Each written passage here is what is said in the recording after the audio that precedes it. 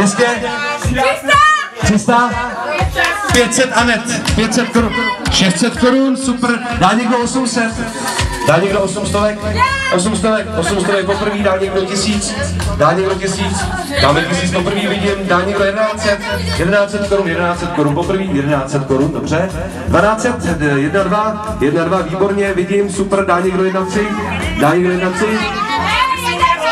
Dá někdo 1,3, pojďte, hop, 1,3 vidím, tamhle 1,5 vidím někdo, 1500 korun za krásný tepláky. Ukažte prosím tě, pořádně to slední. Vidíte ty krásný nášivky, fakt kvalita, ale to je opravdu kvalitka. Je to kvalitka. Oči, Adidas, čím víc proužků, tím líp, ale má to 3 proužky, jsou to originály. Slyšel jsem 1500 korun, dá někdo 1600 korun? 1700? 2000 korun. 2000 korun.